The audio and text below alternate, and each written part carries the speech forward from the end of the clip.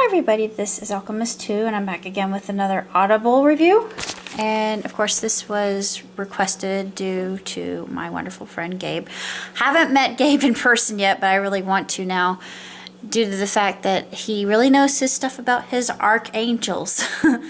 And he knows the Book of Enoch, and I actually remembered that very quote from the Book of Enoch, and it's interesting that he talks about Lucifer in and of himself, and Greg Braden, believe it or not, in his Walking Between the Worlds, talks about this very thing. So, Gabe, do you read anything by Greg Braden, or have you heard anything by Greg Braden? I'm curious, because it was almost exactly, just worded differently. Greg has this very eloquent, but he puts it forth in layman's terms, but a lot of what he says is really profound.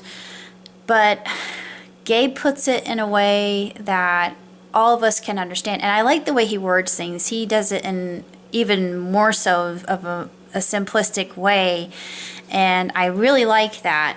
And of course, he has another character named Nava, and I think that Nava is a really beautiful, tremendous name to have for a protagonist, particularly a heroine of the story. And she's a very interesting character, and she goes through quite a bit of trials and tribulations throughout the gist of the story in and of itself. But it's about Archangel Gabriel, and I've always liked, Gabriel is probably one of my favorite archangels, believe it or not. I know you would probably think, oh, it's Michael, but yeah, I like Michael too, but Gabriel's my favorite just because he's the messenger. And I identify with that because I'm always the person who gives messages to people. And not to freak people out, but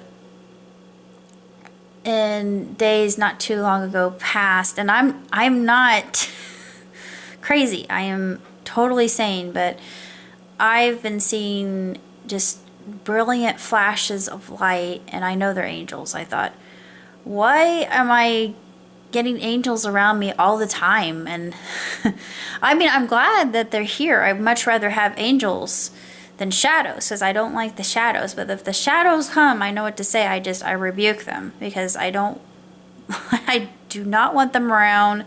I don't have time for their monkey business, and they're not welcome at my table. I don't want to deal with negativity. That's just not me. But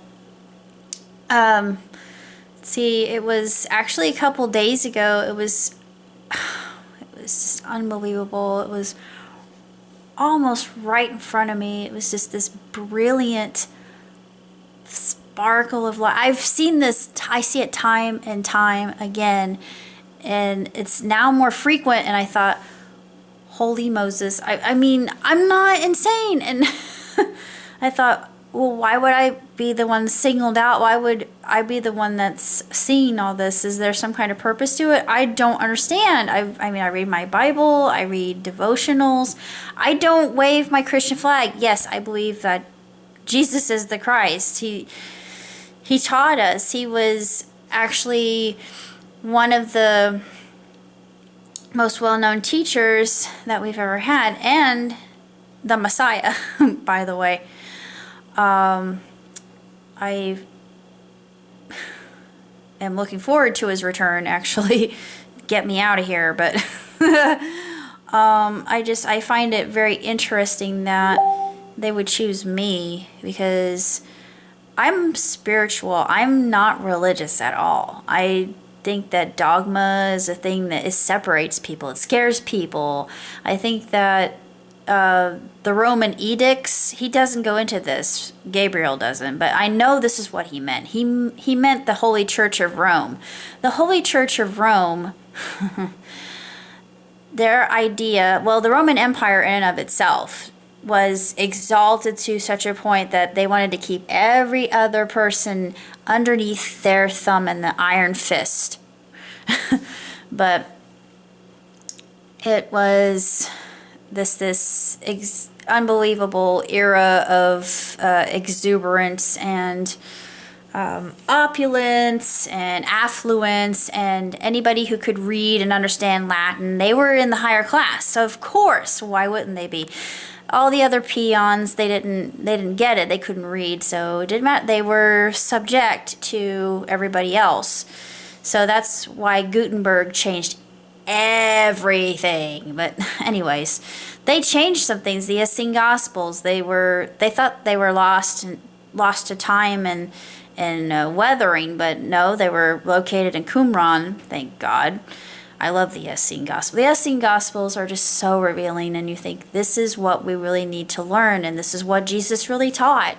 And Greg Braden goes through that. I know I mentioned him quite a bit because I really feel like Mr. Braden is doing God's work, and I think that he is such a sparkling personality and so full of positivity, and the way he looks at things with detachment, not dark, not light, but compassion. I thought that is an interesting viewpoint. That's out of the box thinking I never would have even considered. But I look at life this way. I see things differently. Even though I really don't have any enemies, I have a couple people that don't necessarily like me, but everywhere you go, you're going to run into people that just do not care for you. But anyway, I'm getting off track. The story, it's really beautiful. It's a love story. And it's based off of the whole idea of the Nephilim. If you know anything about it, look into the book of Enoch.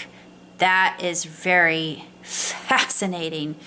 And the book of Enoch, I think, should be read by everybody, even people going into clergy. And I know that's a controversial standpoint, but the reason I say that is it will help you get a gist of why the Nephilim exist or existed, or maybe still do exist. We don't know. We have evidence that there are some giants that are still left. Are they descendants of ancient Nephilim? We don't know.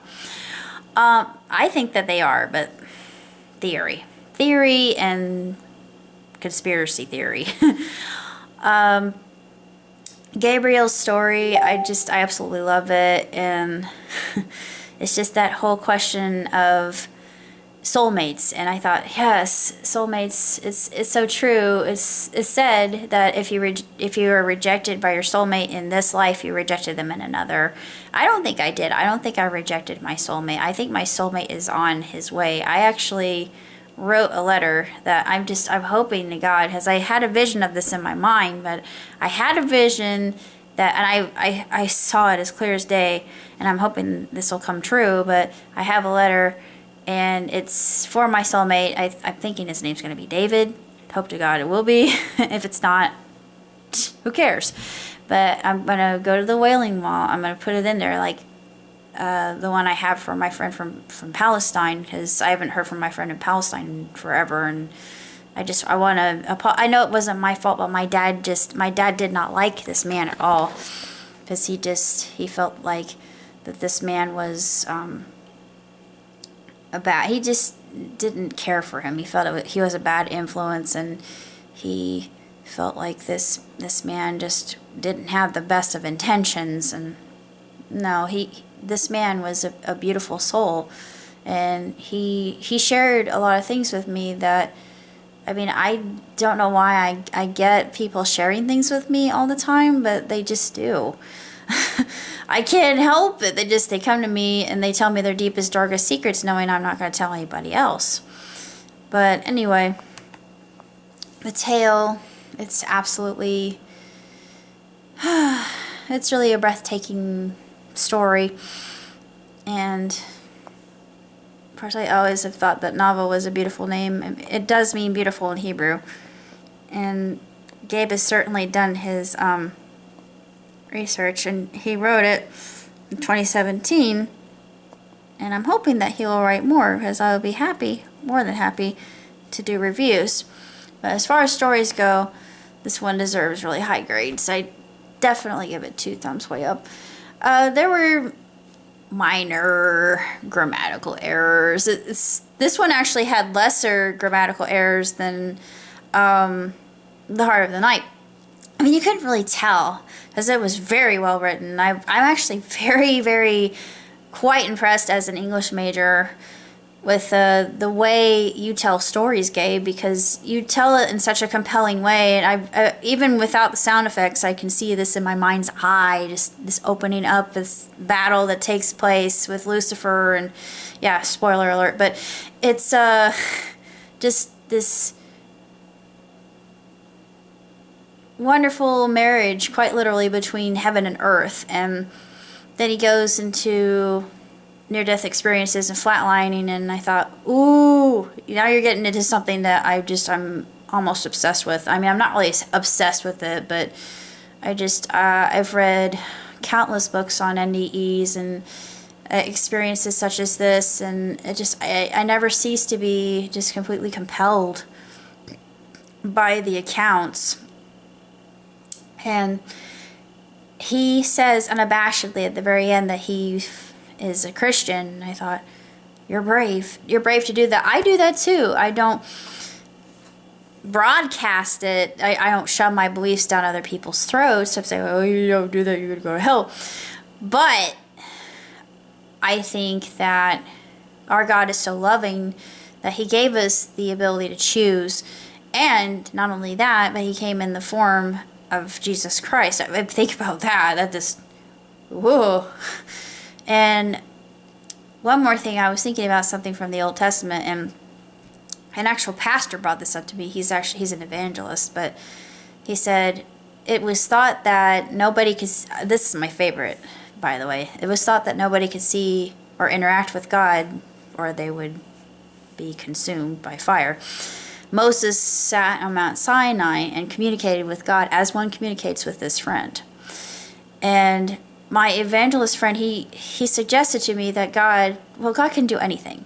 So God decides to appear as a hologram of himself, a semblance thereof, not actual God in his form, true, pure energy, light, love, all that. No, this is God in a facsimile. And I thought, woo, hold on, that's really, really deep. And the more I thought about it, the more it made sense. And he still would have the after effects of, even in that form, God's powerful. So when he descends from Sinai, he's radiant, and everybody's shielding, they shield his face because they can't look at him because he's so bright. But I thought, wow, holy cow. I mean, I never thought of that. It hit me so hard. Through all these years, I thought, that's not possible. But yeah, anything's possible. With God, nothing is impossible. I thought, but my logic circuit was broken. I thought, no, my brain, but the faith part of me said, oh, you're so silly. You know that God can do this. You know God can do anything that he wants. And so he did. And it really hit me. And I love that, how God will put us in the cleft of the rock and protect us. And he gives us protectors that come from him, the angels. And he talks about angels. And I've always been a lover of angels, and I've seen angels. I mean, not in their full form. I've been saved by angels twice in my lifetime when I was 13. I'm not ashamed to talk about that. But I'm actually going to talk a little bit about that, but before I end the review, because I just think it's pertinent. But Gabe, I applaud your story. I really hope you write more, because this one I absolutely loved. You just keep improving and keep up the superb work. But when I was 13, I was in my backyard, and we have a magnolia tree, and the magnolia tree was in bloom. And I decided that I would go and climb it. So I climb up on one of the branches, and of course the magnolia tree is aging. So I feel and I hear, and it starts to move and crack. And all of a sudden, time became so slow that I swear it was the most disembodied, eerie, strange. I've never felt anything like that than when I was in grade school and somebody tripped me and I hit my head on concrete. You know, kids being mean kids and bullying me when I was a little girl. For what reason, I'll never understand. Maybe just because they were evil. But anyway, I felt a literal force pushing me back. And only inches from my feet, the branch landed away from me, and I thought, I was saved by an angel. I didn't see it, but I knew that was probably my guardian angel. And I have a name. This is my spirit guide. My spirit guide I call Tanaka. I've seen Tanaka. I don't know what the name of my guardian angel is, but my spirit guide is Tanaka. And Tanaka, he doesn't come in this form anymore, but he used to come as this very tall man, and I'm not sure where I know him from, but he's kind of like Native American or Japanese, maybe a combination. He has high cheekbones, and he's beautiful, and he's very wise, but the last time I saw him, he was in the form of a child. I thought, wait. And he said to me, oh no, but you're the master now. You are in control. I thought, no. Wait. Not true, because I'm still learning. But I'll never forget that dream, and maybe I'll see him again. I hope so. He'll probably come to me as a young child again and spar with me, because we always were sparring, never really fighting for this to fight, but we would participate in martial arts together. And I thought, why does this feel familiar? I know this person. I don't know from whence he comes. I'm thinking Japan. But I feel like I've known Tanaka my whole life, and I know he watches over me and gives me wisdom. And I wish he would come more often, but I get wisdom from him and other sources. I don't know the name of my guardian angel. I wish I did. But he saved me again. He or she. I'm not sure. But powerful. I mean, I've never felt anything like that. I wish that someone had recorded it, but the second time, this one was really strange, just like the first encounter. But I was going across the street. Well, no. I saw 7 pennies, and 7 is my lucky number. So it really wasn't that day, but I was still 13 years old, and I saw them right in the middle of the street, and I bent over and picked them up, and there was a car coming, and I felt 2 hands on my back, and I mean, there was nobody else that was behind me, or there's no way that anybody could have given me a little bit of a bump to get across the street. It was an angel. I know for a fact it was an angel. And to this day, I know that I'm thinking that in my chart, I was not meant to die that day. And there was a time that I thought I was going to die again. So I could have died twice when I was 13. I could have died when I was 28, just because I thought, I didn't know what was going on, but I had an ovarian cyst. But I went to the emergency room and they took care of it. I didn't have anything removed. They dissolved it with a pill. But I'm thinking when I was 28, that was the closest I've ever been to death. And it's weird, but I was ready. And I'm thinking when I'm really ready for it, that I'll be probably the most calm I've ever been, because I see myself just being surrounded by family and friends, my loved ones, my children. I'm pretty sure I'm going to have kids and grandchildren, maybe up to 3rd, 4th generation, because I want to live to be 100. And they're going to be sad. I'm like, don't cry. Just give me a Dixie parade. I don't care, because that's what I want. Give me a Dixie parade. Celebrate my life. Don't cry or I'll haunt you. I swear to God, I'll haunt you all. But it'll be a celebration of life, and they'll read lines from Khalil Gibran, and everybody's going to go away learning something from that rather than being sad. But you know, I'll get to see my family again. And I'm less fearful now when I think about all this, because I know that my angels are with me, and my angels are definitely, they're so active. I've never seen anything like this. I've never experienced anything like this. I've never spoken of it because I was afraid to. I was afraid to bring it up and bring it out into the public, thinking, oh my God, she's absolutely certifiably insane. And I'm not. This is something, I've always been supernatural. So this is nothing new, but actually seeing it's like, how can I explain? It's like they're brilliant, like flash bulbs, and they go, they twinkle, and it's interesting. I think, what are you trying to say? I wish I could hear you. Talk to me, please. I don't understand you and your frequency. Just make it a frequency that I can actually hear, please, because I don't get it. But perhaps someday I will. Perhaps I'm going to develop ability to hear angels. For what reason, I would not know, but if they're gonna get me involved with the rapture, just rapture me out of here, because I don't rapture me out. I don't want to be part of the tribulation. Yeah, I'm a coward, but rapture me out. Do not get me involved with the tribulation, because I don't like fighting. Thank you, but that's pretty much all I gotta say. It was a really fantastic story, Gabe, and thank you for recommending it to me. May you write long into your golden years, because I want to read whatever you write. Live long, prosper. Ciao, Tootsie.